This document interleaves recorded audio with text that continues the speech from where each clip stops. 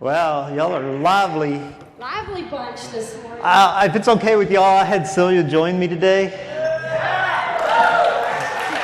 Automatically improved everything. I may be up, man. I'm ringing a little. Are we on 10? I just thought that it would be great as we talk about today to get a woman's perspective. And I want you guys to know that we've been married for 20 years last month. And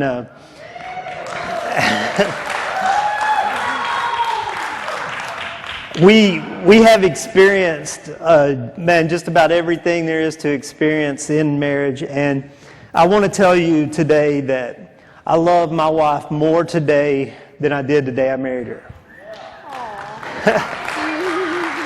We've had some rough times. We've gone through some stuff, and there were times where we were agape love, but we definitely weren't feeling it.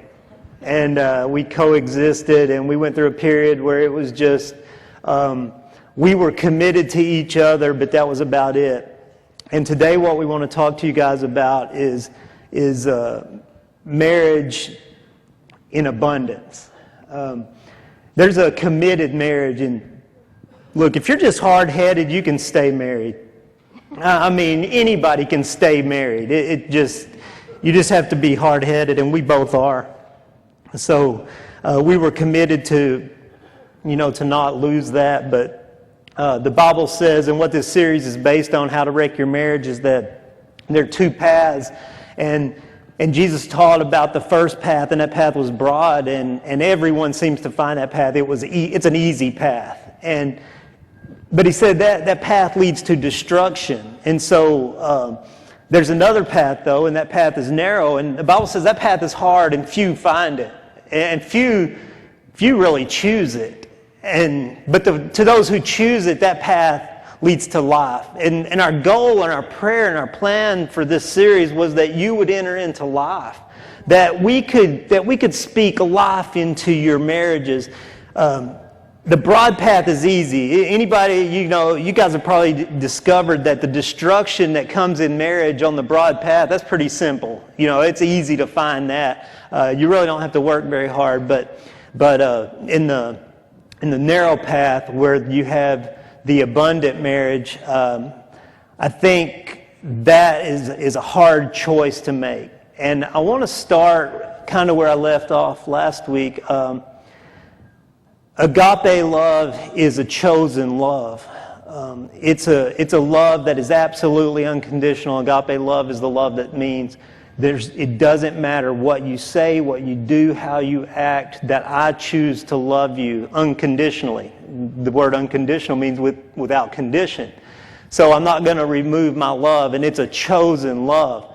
And that's the love that God so loved the world with. He chose love for the world, and it is a committed love, and it's unconditional. And when we enter into marriage, we look for that woman, that man, that spouse that we're willing to give ourselves totally to without condition. And we talked about last week how marriage is me giving myself to my wife and her giving herself to me. So if you don't trust someone with your life, that you can give them your life unconditionally, then you're marrying the wrong person. Well, some of us have married the wrong person. Like everybody, I see all the elbows. Like, it's okay. It's okay because we can get there. It's not over. I'm here to tell you this series is about restoration of your marriage. We've all messed up in our marriages. We've taken our marriages to the point where most people would have left it. But we have recovered that, and your marriage can thrive. Your marriage can add to life. It can be a marriage of abundance. And that kind of love, that felt, affectionate, fondness love, that filial love is a love that means we've grown past the point of just chosen love, but now it's in our hearts. It's adding to and giving life. And that's what we want to talk about today. Now, if you want to get on the broad path and wreck your marriage, one of the best ways to do that is we're going to talk about today is failure to meet each other's needs. your felt needs.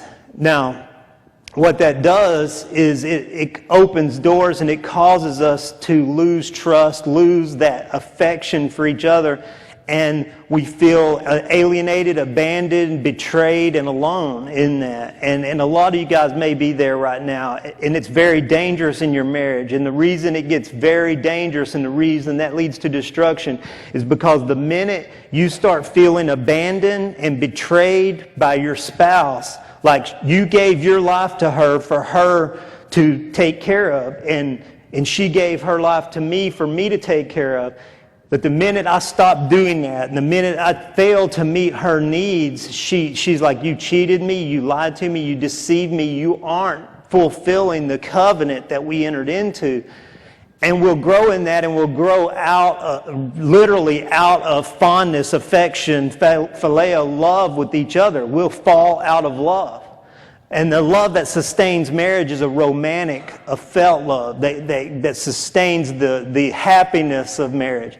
And what happens then is that we become open and think the enemy doesn't want to destroy your marriage. He does. He wants to kill and steal and destroy. And when we become open, then someone else can step in and meet those needs. Someone else can step in and you will become fond of someone other than your spouse. You will become affectionate with someone other than your spouse. And so if we're not meeting each other's needs, we're laying traps in our marriage for relationships outside of the marriage. And a relationship outside of marriage is adultery. I just want to clear that up. A relationship outside of your covenant marriage is an adulterous affair. Okay, I know you lie to yourself. You tell yourself whatever you want to tell yourself, and you can believe whatever you want to believe. God says the human heart's deceitful and wicked above anything else. The human is the only thing created that has the ability to lie to ourselves and believe the lie. Isn't that crazy? That we can lie to ourselves and then actually start believing it. And so what I'm telling you today is that we got to close those doors if we want to have a fruitful marriage, a lifelong marriage, an adding to, the Bible uses the word eternal, a perpetual or overflowing marriage. And so today I want to talk about that. And I think also just to add to this right before we get started, I know some of you guys have been through a marriage series here or some other church or whatever, probably many times, and things get so good when you're going through the marriage series because you're like on top of your game and you're like, okay, yeah, there's this and there's this, we got to pay attention to this and we can't let that fall, we got to, all this, and you stay on top of your game through the 6 weeks that you're in the series, and then it starts to do this, and it goes right back to where it was. It's just like being a Christian. You don't get days off. There's no days off in marriage, unfortunately. And there's no days off in being a parent either, There's no days off in being a Christ follower because there's always somebody watching. So you don't get a day off. One day off that you take can be an eternal thing. And it's scary. And same thing with your marriage. One day off and you just like, whatever, I don't even care. That could be the end of, something. So just up front, it's going to get good probably when you're going through the series. But it's after that, you got to stay focused and continue so it can continue to be good. One thing, we're not magic workers, so if you came here today for a magic bullet to fix your marriage, you're not going to get it, okay? We're not going to wave our wand and you're going to leave here just happy and in love and just walking on the air, okay? It's work. But we're going to help you, guide you to where to do the work. We can't work on your marriage. You have to work on your marriage. And so we've got some resources that we want to give you. If you want to write these down, these are resources that have helped us save our marriage. And guys, you could spend hundreds of thousands of dollars in marriage counseling, I'm sure, and still not get it done because a lot of times we go to marriage counseling to get them to fix our marriage. You have to do the work. Well, I can give you the tools to do the work today for free, okay? I'm going to give you an online self-done marriage counseling. Now, it'll lead you right through the whole thing step by step. The thing is, if we fall so far out of love, that we fall into the state where we refuse to have our spouse meet our needs. Like, it's called the state of withdrawal, where we're totally in that state. It's not going to help you until someone swallows their pride and says, I'm willing to work on it. And it only takes one. It only takes one person to take that step. You won your spouse when you were dating. You can win them again. Okay? You won them once, you can win them again. The Bible says, return to your first love. Go back and do the things you did at first. It's in Revelation. He's talking to the church. But the truth is, the church and God's relationship is a marriage relationship. Return and do the things you did at first. And you can win your spouse back. Right? Everybody ready?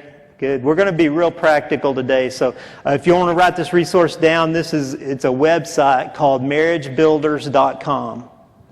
Marriagebuilders.com. And it's so laid out so well. It is just counseling for free. Okay? And if you're willing to do the work, it's going to change your marriage. Okay, I want to give you two more resources. Dr. William F. Harley, I believe is his name, wrote a book called His Needs, Her Needs. That book saved our marriage. At the time where our marriage was just completely falling apart, that book and the work that we did in that book saved our marriage. The cool thing is that's their website, marriagebuilders.com. So there's all of these forms that it talks about, all these questionnaires that you fill out as you're going through that book. Those are all part of marriagebuilders.com, and it's all free for you. It's right there for you to use. So marriagebuilders.com and His Needs, Her Needs. Another book that you need to invest in is a book called The 5 Love Languages. I think it's Chapman's. Do you remember? I don't remember who wrote it. You'll find it, man. It's everywhere. It's one of the marriage books. What the book is about learning to speak your spouse's love language. Men and women speak a totally different language, and if one of you is speaking French and the other is speaking Spanish, then you've got issues in your marriage. We need to learn to communicate in the language of our spouse. We need to become bilingual in our marriages. We need to learn to speak each other's language. And the 5 Love Languages is an excellent book to help you know that what she's saying she loves me in her language, and I need to be able to hear that she's saying she loves me, but I'm saying I love her in my language, and she's not picking up on that either. And as much as I'm giving, she's rejecting. As much as she's giving, I'm rejecting. We both get frustrated and walk away. Well, the love languages helps you to understand when your spouse is speaking, I love you, and helps you to understand how to say, I love you to your spouse. Okay? So it's... An example of that? Or is that... well, like an example. Go ahead. For example, just a quick example on that. Maybe my love language is gifts, which is a lot of my love language, is gifts. So if someone gives me a gift, that says to me that person likes me or whatever. And I give gifts. I'll give stuff. And that's my way of showing how I'm expressing, that I like. Well, his love language may be acts of service or something like that. And so what he does acts of service for me, like he'll go out and mow the yard or whatever, and he's just saying, not that love often. You. But Yeah. I love you by mowing the yard. When I get scared of snakes, I do. But I'm not getting that, because the way I hear I love you is when he would buy me a new bracelet or something. And I'm like, you already got 10. Right. I mowed the yard. What else do you want? So you can see how it gets real confusing real quick. So I'm saying I love you as hard as I can, and she's I'm doing the dishes, washing the clothes, mopping the floors, mowing the yard, and she's like, you didn't buy me anything. Yeah. And then he would forget my birthday or something. And because that's my love language. Yeah, when gifts are love language, don't forget anything, ever. It makes it doubly worse. So that's why you need to get this book and see what your language is and what his language is, so you can actually communicate without. Today, we want to talk to you, though, about having a deep love and falling deeper in love with each other through understanding and meeting each other's emotional needs. Now, Men and women tend to have different emotional needs. We're wired different. God created us that way. So we're talking about deep, real emotional needs. I'm not talking about personalities. There's a lot of women who have type A personalities that are very man-like in their personalities and their drive and the way they talk and handle life. Okay, there's a lot of men who are very passive, who let their wives or whatever be the, make decisions or whatever. Okay, I'm not talking about personalities. Okay, God wired men and women emotionally different. And we're going to talk, I'm going to do a talk in a few weeks about sex, and I'm going to talk about how we were created and why we were created emotionally different. And one of the keys to this is that women, I want to tell you right up front today, and I'm going to talk about this for a message, but you were created to be a woman. It's okay. I know our culture says you need to become like a man. Our culture says you need to stop acting on your feelings and stop being emotional, and you need to toughen up and be tough, and you need to take control and do. Look, God didn't create you that way. It's okay to cry.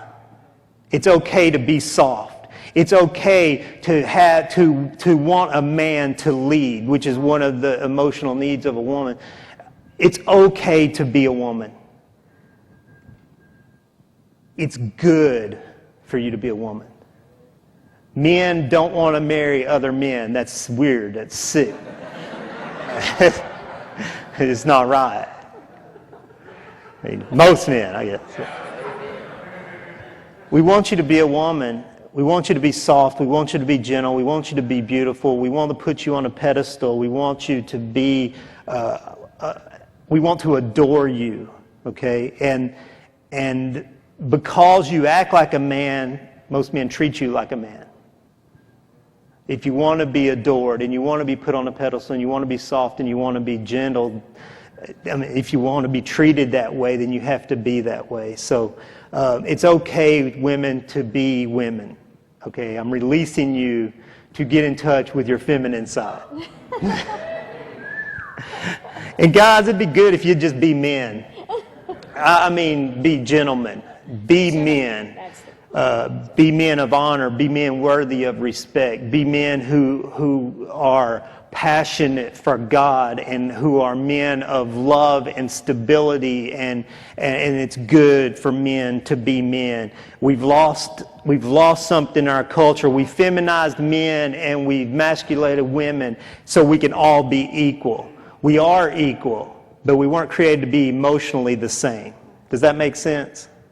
So we'll talk about that a whole lot more later. But in the emotional needs we have, I want to tell you the number one emotional need for men and women. And a lot of people will disagree with this. I think even a lot of the experts as they make their list, but they're not coming from the same place I'm coming from. So you might want to write this down. So we may have said it different in the past. Yeah, we have said different in the past. Because, all the experts say different, but this is just revelation God's given me. The number one emotional need in marriage for men and women is sex.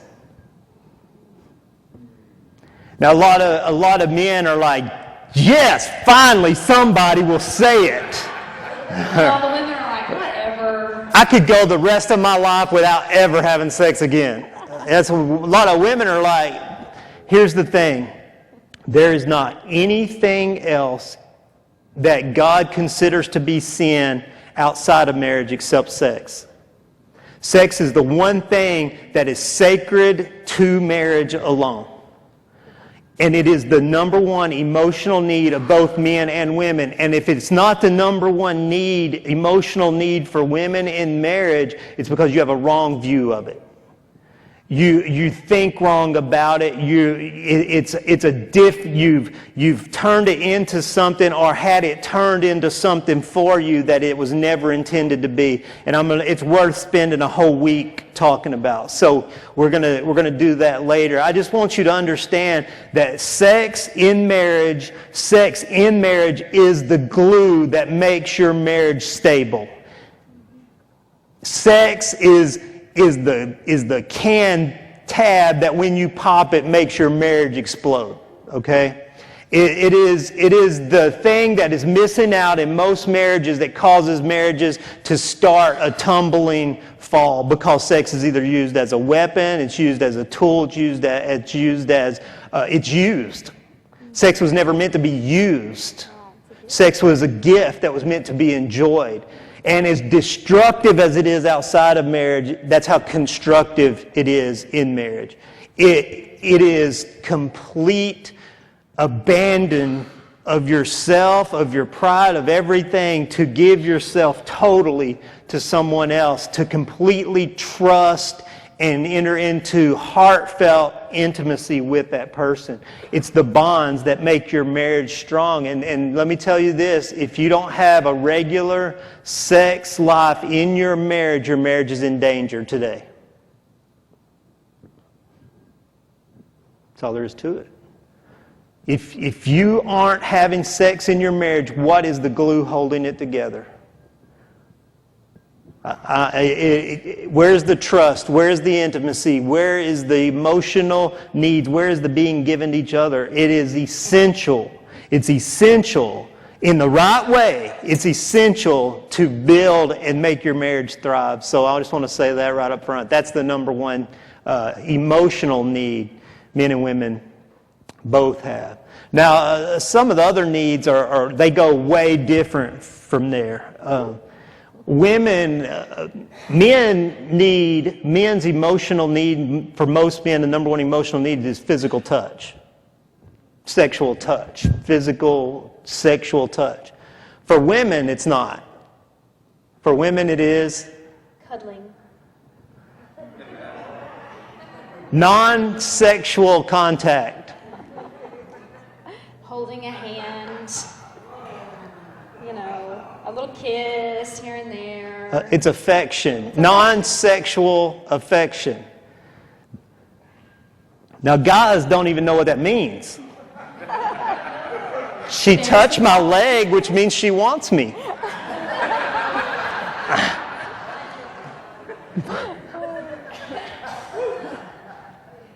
And she says, I just want to be held. Women, guys, your wife, and listen, I'm talking about the context of marriage. Right. You understand, okay? Outside of marriage, this is the thing that will destroy your future marriage. But inside the context of marriage, your wife wants you to hold hands with her in the mall. She wants you to kiss her in public. Not sloppy, nasty, make out, porn tongue kiss. Butterfly kisses. Sweet, I love you kisses. It makes her heart go pitter patter. Which can lead to the other. That's the problem. You get the cart before the horse, and you don't ever get it. Men, we just want sex. That's it. We don't care. However, whatever, it doesn't matter. You can come in with your, a hood on your head. It doesn't matter. It's just like, this whole thing, man. That's much. Listen, guys, though, women are emotionally stimulated and men are visually stimulated. Women want to be valued, heard, talked to. If you want to touch a woman's heart, one of her needs is conversation. She wants you to share your feelings. Okay? As you share your feelings with her, she is being moved internally. She is being connected. She is growing with desire. Guys are visual. Okay, we're visually stimulated. It's important for most men who are honest in surveys for their wives to be attractive. Most men want their wives to fix their hair, to get out of their sweatpants, to put on, jeans and a t-shirt at least, anything. We want you to look pretty, okay, for us.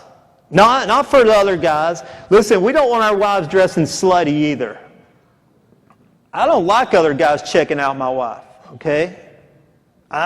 She's not my trophy, okay? I want her to look beautiful. I like the way she looks. I think she is a godly, beautifully dressed woman. I like the way she presents herself in public. And that, for guys, that stimulates us. We are attracted to you. Now here, women, I want you to understand something. Your husband loves you. Okay, he married you, he loves you, he committed to you, and he wanted to give his whole life to you, and he never wanted another. Okay, but your insecurities can drive him away. He thinks you are beautiful. You are the one who struggles with your beauty. You are the one who struggles with your weight. You are the one who struggles with the way you look naked. He wants to see you naked.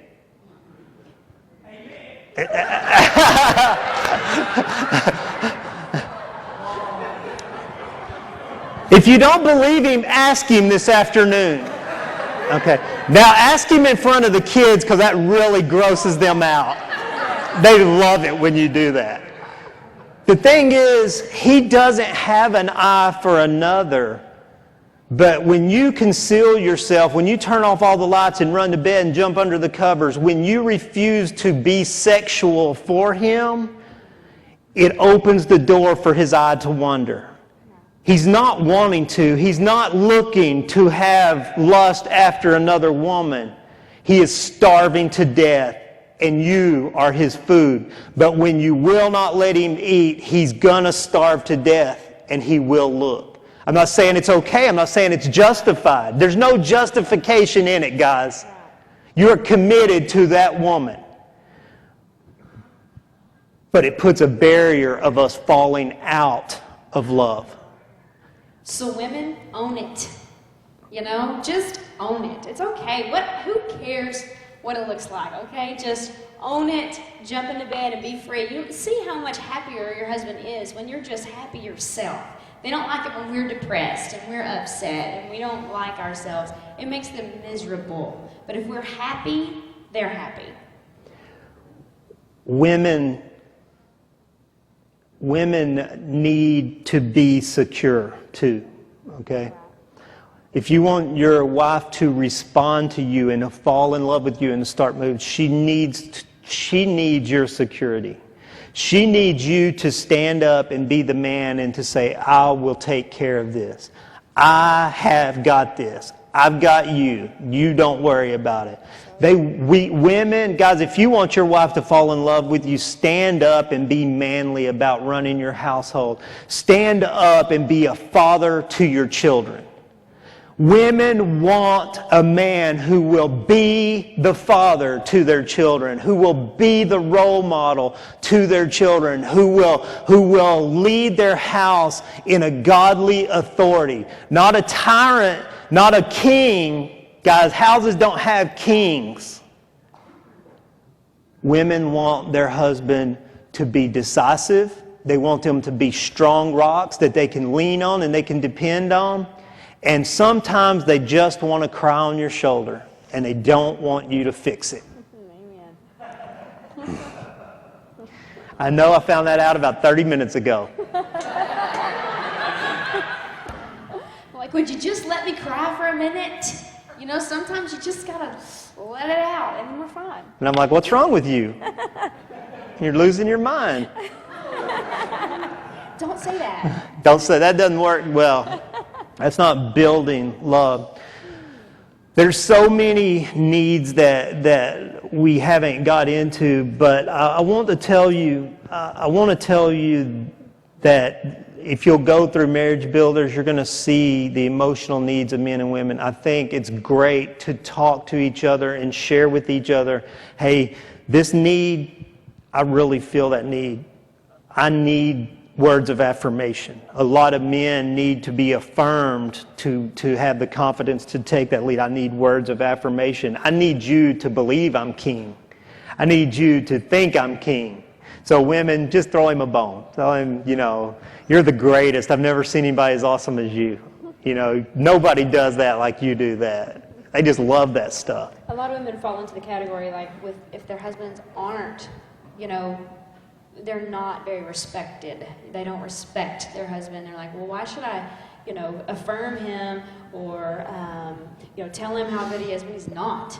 You know, I mean, I understand that. We've been through that. You know, when they're not following God and they're, you know, I've been through that too. But, you know, you gotta quit thinking about yourself, you know, and you can find something to affirm. You can affirm his shirt.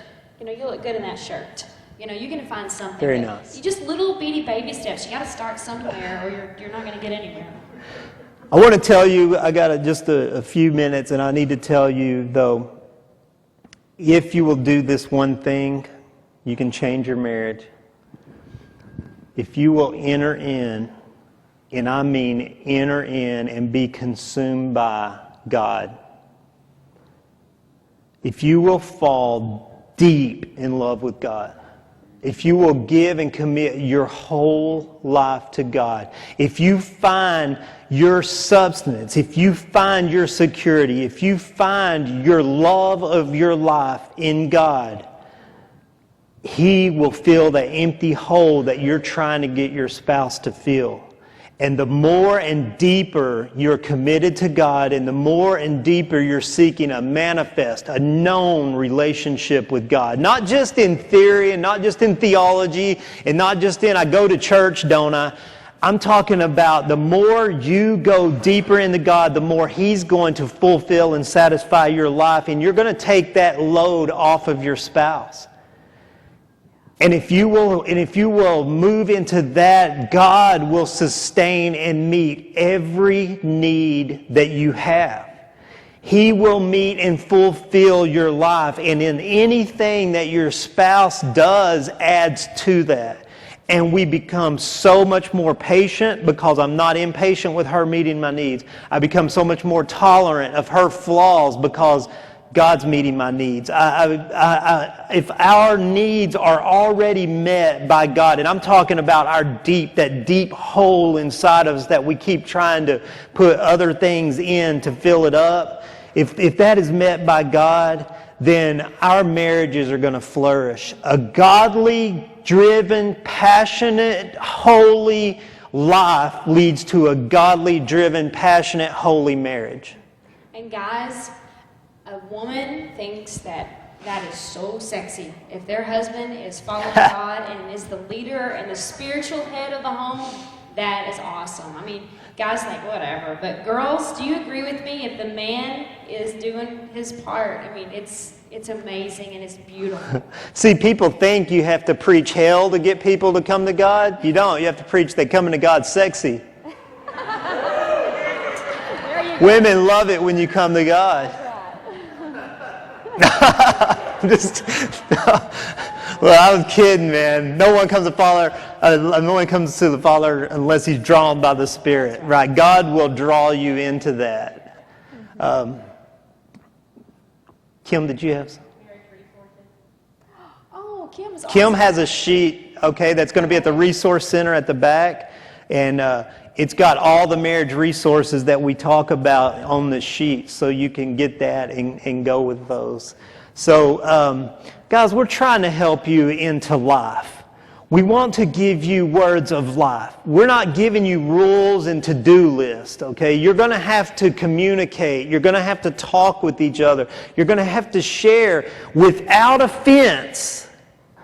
You're going to have to share what it is that I'm missing and what it is that I'm not doing for you. And I'm telling you, when they start hitting those nerves, the offense is going to rise. I always said those conversations are best done naked. It's hard to fight when you're naked. I'm talking to married couples, okay? It's just harder to take offense when you're naked. I don't know why. It just is. So if that's the way you have to do it, it's what you got to do. Do what you got to do. You have to talk. You have to communicate. You have to share what is on your heart. The worst thing, women, men, everybody, listen to me. The killer of your marriage is to shut down and shut up. If you do that, you just started the drift. And when the drift goes on, then little things push you further and faster. And before you know it, man, you are so far withdrawn from each other, you could care less about even letting her meet your needs or meeting her needs. We have to move in a positive, in a communication, and in a life-giving way. You realize that, man, a lot of people think if I could just get out of this marriage, I'll have life. It's not true. It's a lie. It's a lie. If you want life, you work on your marriage. You move deeper into your marriage. You confess your faults. You sacrifice yourself, and you give your life away. That's what marriage is about. It's not about you. Selfishness kills marriages. There's not a divorce that's gone down the history of the world that wasn't based on selfishness. People get divorced because they're self-centered. That's why we get divorced, because I'm not getting what I want. That's it. And if we want to move into right marriage, we have to understand that marriage is giving my life away. It's what I need, what I want becomes irrelevant. Yes, it's tough. But God is all that we really need. He will sustain you when your spouse will not. When your spouse cannot. Okay? If you guys will stand with us, let me pray for you and we'll dismiss. God, we come to you right now just worshiping you. Lord, we thank you for the gift of marriage. God, we thank you for companionship. We thank you for love and life and, God, relationships. And Lord, I pray right now for the marriages in this room, God, that you would start to take center role in those marriages. God, that you would start to just let your washing over that marriage start to heal. God, that you would pour yourself just in a known way into those homes and into those personal lives. And God, that you would be the substance that meets every need we have. And God, I pray that as we grow deeper into you and we fall deeper in love with you, that our marriages would be healed and that our marriages would become holy and sacred and set apart. And God, I pray that for everyone in here, God, I speak life. Lord, I pray for the guardian angels, God. I pray for your spirit to protect, God, the lies that are spoken into our heads and into our hearts. And God, I pray that you would consume our marriages, God, and that you would speak truth and life into our marriages. Lord, Lord, I commit us all to you today and our marriages to you, that God, you can heal all things. Lord, let your name be glorified. God, I pray that today is honoring to you. We love you in Jesus'